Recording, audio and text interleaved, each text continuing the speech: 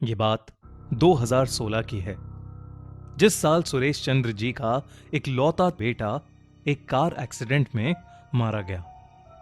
सुरेश चंद्र जी की पत्नी तो बहुत पहले ही गुजर चुकी थी और बेटे की मौत के बाद सुरेश चंद्र जी बिल्कुल अकेले हो चुके थे। वो दिन भर अपना समय बिताने के लिए अपने घर के सामने वाले बगीचे में गार्डनिंग करते रहते। मरने से पहले उनके बेटे ने उस बगीचे में एक फूल लगाया था। सुरेश चंद्र जी पूरा दिन उसी फूल का बहुत प्यार से ध्यान रखते थे। कभी कभी तो वो उस फूल को देखकर रोने भी लगते। हर रोज की तरह एक सुबह वो उस फूल को पानी दे रहे थे।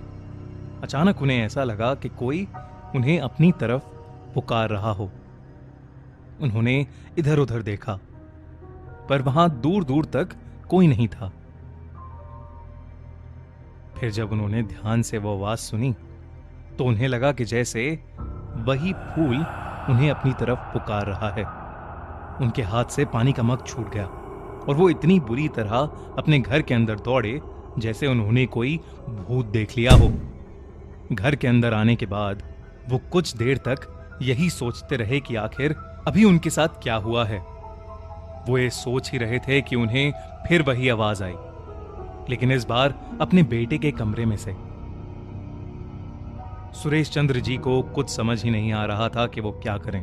वो हिम्मत करके अपने बेटे के कमरे में गए तो उन्होंने देखा कि कमरे की सारी लाइट्स ऑन हैं और फ्लिकर कर रही हैं।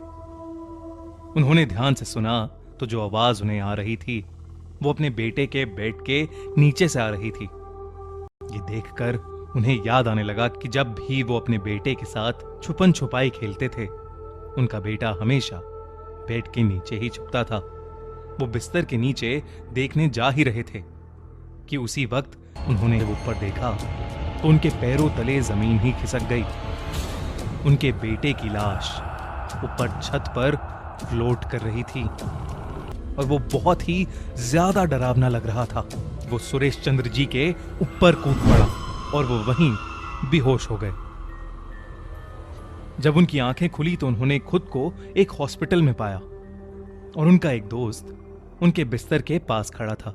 वो दोस्त ही उन्हें उठाकर हॉस्पिटल लाया था और सुरेश चंद्र जी बहुत हैरान हो गए जब उन्हें उनके दोस्त ने बताया कि वो पिछले एक हफ्ते से उस हॉस्पिटल में एडमिट थे और उन्हें आज इतने दिनों बाद होश आया है। इस पूरे इंसिडेंट के बाद जब सुरेश चंद्र जी वापस अपने घर लौटे तो उन्होंने देखा कि उनके गार्डन में अब वो फूल है ही नहीं। आपको क्या लगता है, क्या था उस फूल में? क्या वो फूल वाकई भूतिया था? कमेंट्स में जरूर लिखिए।